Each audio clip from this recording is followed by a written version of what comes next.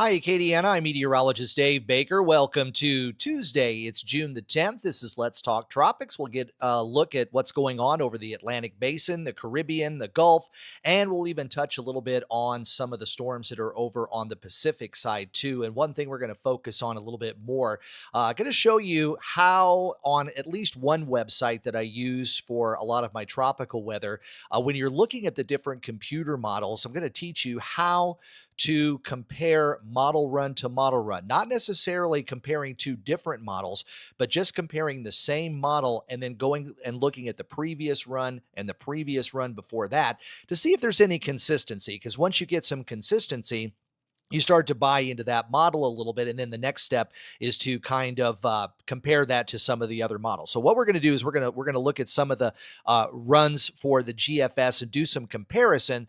And the reason I'm using the GFS a little bit later on here is because it's really the only model that's been trying to generate some tropical activity here since the beginning of hurricane season, while all the rest of the models have stayed relatively quiet. So kind of stick around a little bit. Once we get into the models, I'll give you a little trick where you can do your own work and compare those models, and then also try to cancel out some of the garbage that gets thrown around on social media and different websites as well that are looking for clicks more than anything. So before we get started, it is 88 degrees here in Lafayette, but the heat index makes it feel like 99. Our dew point at 75 and the humidity at 66%. We do have partly cloudy skies here in Lafayette, and really most of the Acadiana region is looking at a mix of sun and clouds. But if you look at that bottom right-hand corner there up toward Alexandria, you can see the skies are getting a little bit dark. They do have some showers and thunderstorms there over Senlaw. And a few of those are working their way here along the I-10 corridor as well. And those are a little bit more spotty, but I will say that the action that we're seeing here across central Louisiana has gotten a little bit more potent there, especially up there south of Alexandria. So if you live there in Senlaw, you're probably seeing a lot more rain and thunder, hearing a lot of thunder and seeing the lightning more than what we're seeing out here in the Acadiana region. And you can see that these thunderstorms do drift a little bit farther toward the west. And what I'm using there is just the Fort Polk radar. So what I'm going to do is I'm going to zoom it out a little bit here so you can see some of the thunderstorms and the complex that's moving eastward. We're going to have to wait and see if this is going to hold together and bring us additional showers and thunderstorms this evening. But right now, going with a 60% chance for showers and thunderstorms, at least for today. But we might have to up that as we go into the evening, depending on what that complex over Texas wants to do. But the upper level pattern is showing a little bit more of a dip in the jet stream here over the northeastern part of the country. And then you get a little bit more of a kind of a storm track that drives like that there over parts of the middle part of the country. So the disturbance that we're seeing there over Texas here is probably going to make its way a little bit farther toward the southeast. Boy, I really wish this telestrator worked better. I had it working pretty well before we came on. Maybe it's the live stream that makes it do this stuff. But looking at the wave heights real quick over the Gulf waters, it's really a fairly pleasant day there right now, as most of the showers and thunderstorms have been on land. But we're looking at winds out of the south and southwest, 10 to 15 knots, and seas running about 2 to 3 feet.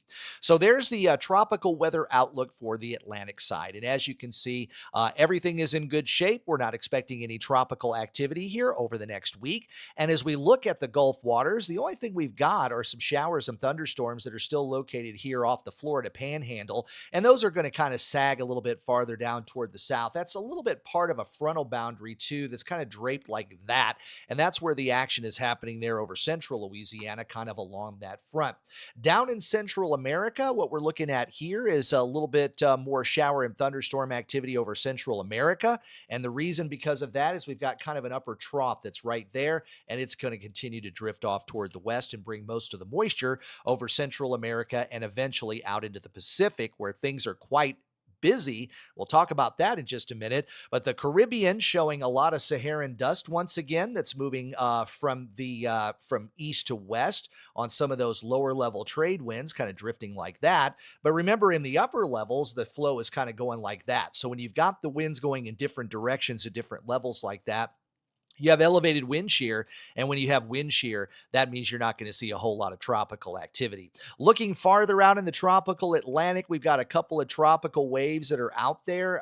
Looks like one about right there and probably one about right here. Maybe one starting to work its way off the African coast. A lot of moisture here southeast of Trinidad, and then kind of running along that northern part of the continent of South America, and then some of that moisture kind of drifting off toward the west. So really not a lot to talk about when it comes to the Atlantic basin right now, but at least one model really wants to try to spin something there somewhere around Central America coming up either late next week or the following week, but the rest of the models are kind of staying rather quiet. So real quick, before we get into some of the other stuff, want to look at the Pacific satellite, and we do have two tropical storms that are out there. One was a hurricane yesterday. That was Barbara, but it's now weakened to a tropical storm. Cosme is also a tropical storm. And then you also see that area south of the Mexican coast from the Gulf of Tehuantepec working its way off toward the west. That area, which is probably what we're looking at right in here, is a lot of moisture that's probably going to get going over the next several days. So there is a good chance that we're probably going to see another tropical depression or another named storm there over parts of the Pacific. And there is your tropical outlook. Again, Barbara and Cosme will continue to weaken and move off toward the west, while we'll watch out for something else that could possibly develop there. And the global tropics hazard outlook is going to be updated a little later this afternoon. So I'm going to get the new one for you for tomorrow. But going into the rest of this week from last week's forecast, we're seeing still some elevated possibilities there over the Pacific and maybe a little bit over Central America and the Bay of Campeche. And the same goes for week 3, which starts June 18th, which is actually a little more than 2 weeks out now. But I will get an update on this particular graphic for you for tomorrow. We'll have to wait and see what that says. Water temperatures continue to climb. You can see over the Gulf waters, 29. That is approaching about 84 to 85 degree water on the Celsius scale. You only need 26.5, so anything that's yellow or brighter on this particular map is able to sustain tropical weather with ease. And then you look at the anomalies compared to normal there. You do have some cooler than average waters over the Caribbean and right there off the Yucatan and over the east coast of Florida. But again, don't get your hopes up, because most of those waters are still already above the 80-degree threshold to support tropical systems. And there's a lot of heat content out there too, especially in the Yucatan Channel and the western part of the Caribbean, especially there off the Yucatan Peninsula, and then south of Cuba near Jamaica, and then working your way over to around Haiti and the Dominican Republic.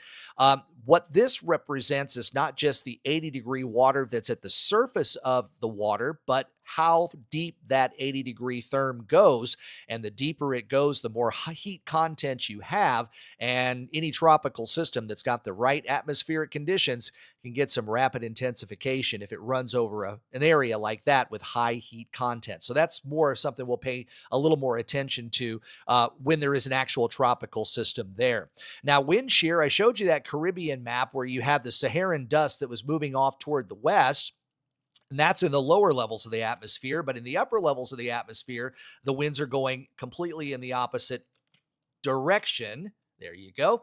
And because of that, when you got those differences in winds at the different directions, the wind shear values are higher. And what happens is it ends up tearing up developing storms. So if you got something in its infancy there over the Caribbean, it's really not going to have a chance because of the high wind shear. Same would go over most of the Gulf. The only areas that are pretty favorable when it comes to wind shear over Florida, the Bahamas, and then pushing northeastward toward Bermuda, you got some better conditions there, but the atmospheric conditions really aren't too great, so we're not expecting any tropical development there.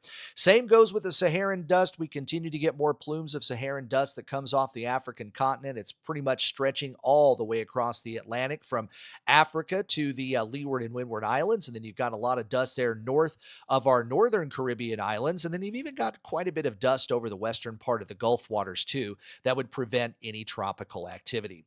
So let's go ahead and get into the models first, and we're also going to talk about how you can compare the same model but different model runs. So you know how the GFS goes out 16 days. This one updates 4 times a day. So we get updates. This is the one, two, third one so far for today, and then we'll get one more before it switches into June 11th. But you can see there toward the latter part of the run over Central America, a lot of moisture gathering. There have been previous GFS models that have been trying to form a tropical system there near Central America and even over to around the Yucatan Peninsula. So the website that I use is Tropical Tidbits, and I do have the link at the bottom if you want to click on one of those.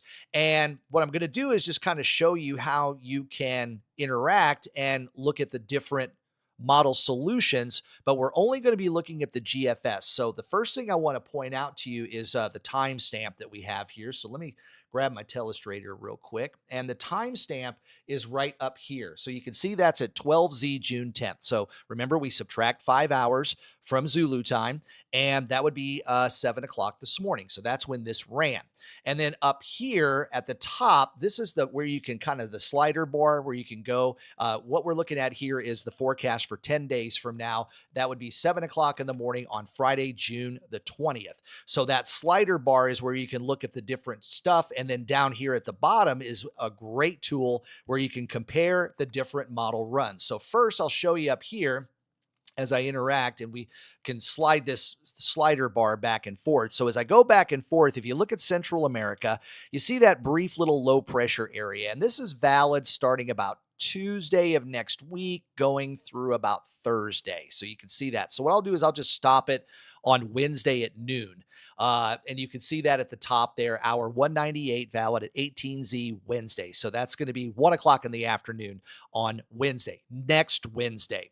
So if we go down to the bottom and you hit previous run, you can see that there's the 0Z, and you still see a little bit of a low pressure area there over Central America. And the one that ran earlier this morning also does. So you've got a little consistency from the current. This is the previous one, and this is the run before that. So you are starting to see some deepening low pressure over parts of Central America, which if this were over water, we might be able to buy into it a little bit more. So let's go through yesterday's models. And again, you see a little pressure, a little depressed pressure there over the Bay of Campeche. And then we get into the 12Z. This is yesterday mornings, and you see one low near Nicaragua, and you see another low on the Mexican coast. And then as you continue to go back, and now I'm starting to get into the range of where social media folks were trying to share stuff over the course of the weekend. And you can see now we're back to June 8th on the initial forecast. This is also June 8th, which was what, Sunday? So this is actually near midnight Sunday morning showing something hitting Texas. There's another one that shows something in the middle of the Gulf, the Bay of Campeche. Now, I will say the consistency on this particular thing is actually showing at least some low pressure trying to develop here over parts of Central America. Now, whether we get a system that's there or here is still kind of up in the air. So as I go from computer model run and look at the previous run, there is some agreement, but not a ton of agreement. And because the low pressure area that I'm looking at is over land, I'm still not very excited about it. But if you use those bottom buttons, previous run, next run, that's a way you can do a comparison of the same model. But the next thing, if you get some consistency in the same model, the next thing you want to do is you want to start comparing it to the other models. And this is the Euro model going out 10 days. And the Euro model had a blip on there maybe middle part of last week. But since then, it really hasn't been showing a lot of action. So I'm just running you through 10 days here, and I'm really not seeing anything here on the Euro model. Canadian model has a little bit of a low pressure area that wants to try to form there near Nicaragua, but it's a little bit closer to the Pacific side. So I do think that based on the Canadian solution, that the Pacific side is going to stay a little bit more busy. And the same goes with the Icon model. Now, the Icon only goes out 7 days, so it can't quite see as far out as the other three models. But it's concentrating most of the energy again on the Pacific side of Central America. So got to kind of agree with the National Hurricane Center that we're probably not going to see anything for the next week, most likely for the next 10 days. But then as you get out to days 12, 13, 14, 15, 16, some of the models are getting a little bit more active, but you got to remember that's over 2 weeks out. So a lot of those models are going to flip-flop and change a lot over the next couple of weeks. So that's kind of how you want to not just compare the different models with each other, but also try to look at the same model and look at the consecutive model runs. And when you do that, you can get a better understanding of whether this model, really wants to put something over Central America, or if it wants to put something in Texas, Louisiana, Florida, the Bay of Campeche, the Western Caribbean, or the Pacific for that matter. And right now it's just all over the place. So not a lot of consistency there. Do remember that hurricane season does peak September the 10th. So there's still a lot of time to prepare. We have no active systems that are out there at this point. So you can gather supplies that you need, or at least go over the supplies that you might have bought last year, or perhaps some other supplies that you may have picked up for the winter storm back in January. You might be able to piece some things together and have a lot of your hurricane kit ready to go. And then, of course, there's a lot of other safety tips that you can follow going out just from a week out and then 72 hours out. But generally, you want to try to get as much of your supplies together right now while they're plentiful in the stores and there aren't any lines or any fights to get that stuff when a hurricane is coming in. So that's the briefing for today. Again, it's not a lot to talk about, but I did really want to focus a lot more on how to read the models and how to compare model run to model run of the same model. Once you get that consistency, then you can start to look at the other models and make the comparisons between the GFS and the Canadian, or the Euro and the Icon, and different things like that. And then once you actually have a formed tropical system, then your short range and medium range models all start to come in. And then you got a whole circus of spaghetti plots and things like that. So that's when things really get going. And I don't see that happening here, at least for the next week to 10 days. So I think we're in good shape. Well, I hope you enjoy Let's Talk Tropics. If you do like this video, subscribe to my channel, turn on the notifications as well. That way you know when I'm live for severe weather or Let's Talk Tropics, or when Acadiana Weather Today airs at 7 o'clock on weekday mornings. You can also hear my forecasts on Big 102.1, Planet Radio 106.7, and Freedom 95.1. And also in between, please follow my social media pages for other updates and interesting stuff on Facebook and X. And thanks to everyone who's already subscribed to Acadiana Weather Today right here on YouTube. I'm Meteorologist Dave Baker. I hope you enjoy the rest of your Tuesday, and I'll see you on Wednesday. Have a great day.